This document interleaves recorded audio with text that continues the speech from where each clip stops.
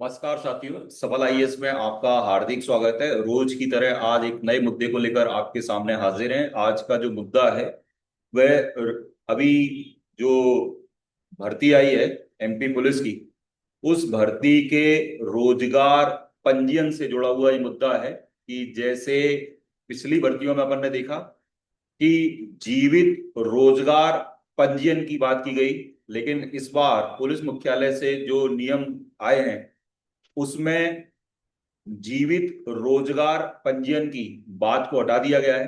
तो इससे यहाँ के युवाओं पर क्या प्रभाव पड़ेगा, तो हम कुछ आंकड़े देख लेते हैं।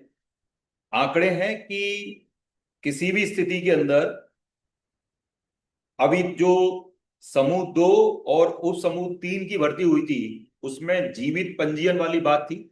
जीवित पंजीयन का मतलब हुआ कि आप रोजगार कार्यालय में अपना नाम पंजीकृत कर लें कि मैं बेरोजगार हूं।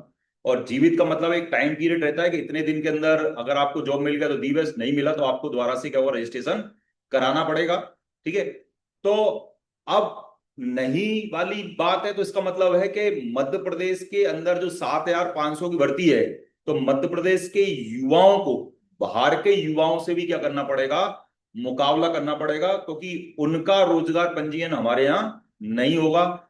और चूंकि पंजीयन वाली बात हटा दी गई है तो वो ओपन कंपटीशन क्या होंगे, हमारे यहाँ आके क्या होंगे, देंगे। और जब हमारे यहाँ देंगे तो आंकड़े क्या कहते हैं, आंकड़े ये कहते हैं कि 2020-21 में जब परीक्षा हुई थी तो उसमें केवल 1.6 उम्मीदवार जो बाहर के थे वो शामिल हुए थे। यानी जब परसेंट निकाल लें तो 100% का निकाल लें, यानी 1.6% लोग बाहर के क्या हुए, युवा हमारे यहाँ क्या हुए, आए।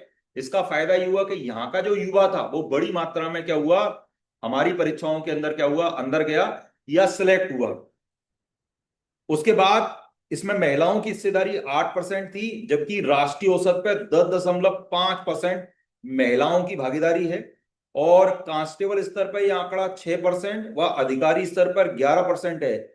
यदि वर्तमान दर बनी रही तो 33% जो आरक्षण महिलाओं का है उसको पूरा करने में मध्य प्रदेश को 43 साल क्या होंगे, लग जाएंगे।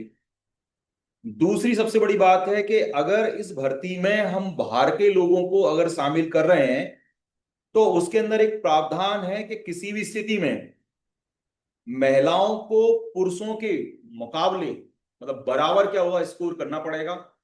और 2025 में 2380 पद आरक्षित किए गए हैं इसके लिए, महिलाओं के लिए। यदि ये महिलाएं इन पदों पे क्वालिफाई नहीं कर पाती तो ये पद ओपन कैटेगरी से क्या होंगे, भरे जाएंगे, यानी सीटें ब्लॉक नहीं होंगी। तो मध्य प्रदेश के युवाओं को ये जीवित पंजीयन से हल्का फुल्का क्या होगा, नुकसान होगा। या नुकसान नहीं कह सकते, एक बड़ा कंपटीशन देने को मिलेगा। बड़ा कंपटीशन मतलब हुआ, पहले उसका कंपटीशन केवल मध्य प्रदेश के लोगों के साथ था। आज की कंडीशन के अंदर इस नियम के तहत उस मध्य प्रदेश के युवक को पूरे देश के युवाओं से कंपटीशन करना पड़ेगा। अगर वो देश के युवा यहां पर क्वालिफाई क्या होते हैं, फॉर्म भरते हैं और एग्जाम देते हैं। जैसे आपने देखा हुआ हरियाणा के छात्रों का फिजिकल बहुत अच्छा होता है, ठीक है, राजस्थान के लड़कों का फिजिकल बहुत अच्छा होता है। तो मुकाबला करने में थोड़ा सा हमको क्या होगा, दिक्कत होगी।